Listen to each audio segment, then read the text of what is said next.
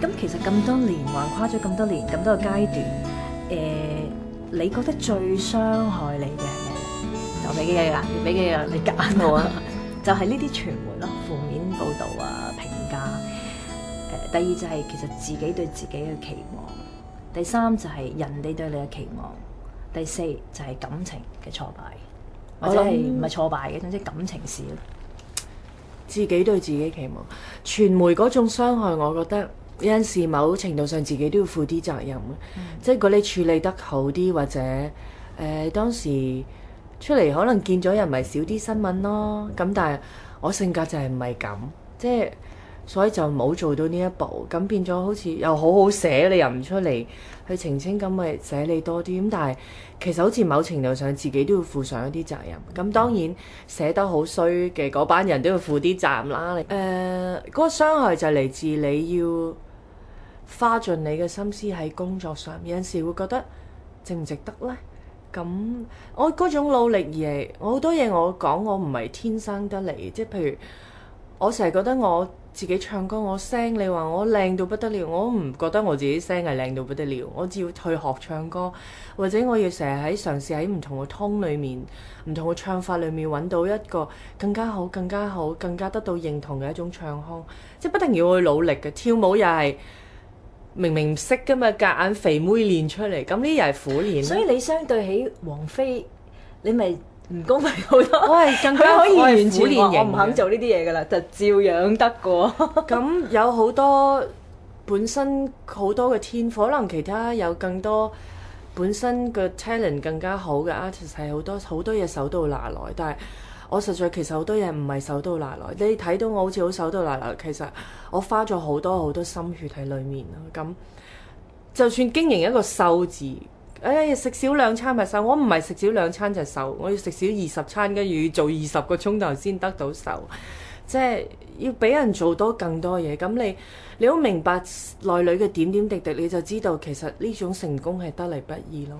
咁就係會反思，就係呢種成功其實值唔值得你自己花上咁多心血去得到一個成功或者成就呢？如果翻轉頭，你會唔會做一個簡單啲嘅歌手？得就得，唔得就唔得，唔會又唔使做到咁要咁成功，唔會唱就跳晒。我都仍然會揀呢條路，因為我中意將自己嘅能耐去推到極點。我好想知道自己極限喺邊度。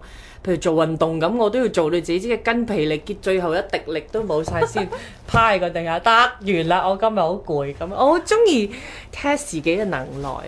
咁同埋我而家睇翻轉頭，我得到咁多嘅嘢，包括成就或者啲achievement 咁，其實最終係神叫我唔好遠離佢咯。因為喺得到裏面，我曾經迷失過。咁喺呢個迷失裏面，我又開始同神有一個更近嘅接觸，我又揾翻我生命裏面更大嘅意義咯。即係要尋求生命裏面更大意義。咁可能原來我冇得到過，或者冇上過某啲位，可能我仲更多年，可能我仲要花多10年時間去尋求更大嘅成就添。咁我而家反而好似早到咗某一啲嘢，早得到過某一啲嘢，早失去過某一啲嘢嘅時候，我反而同神嘅關係會更加拉得近啲咯。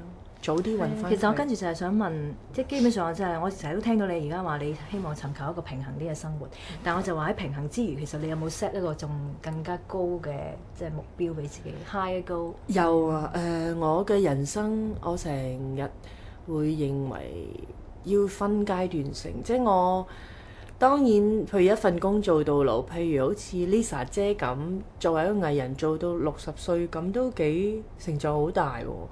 咁都係另外一種意義嚟。咁但係因為可能我多咗一個宗教嘅關係，變咗我嘅意義就會想再劃分多啲。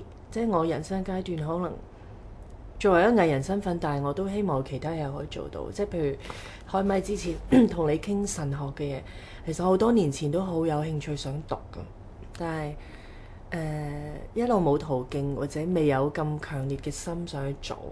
咁到呢一刻我都好想去做，不過我又好似未係啱嘅時候，好似未有一個更大嘅信息俾到我，你係啱嘅 timing 去做。但係我深信可能遲啲有一日我會咯。咁或者會喺宗教領域裏面做多啲嘅嘢咯。咁我唔知係乜嘢，而家亦都睇唔到。咁神話每日行一小步，唔使心急啊嘛。咁我而家就每日行一小步，行一小步咯。但係我內心有更大意欲，就係我人生裏面嘅角色唔止淨係 artist 咯。我覺得咁樣我唔滿足啊，即係我嘅貪婪喺另外一度啦。我唔滿足淨係做一個 artist 咯。咁我希望有更多嘅身份俾我可以嘗試到咯，我仲要係希望係幾唔同嘅領域添。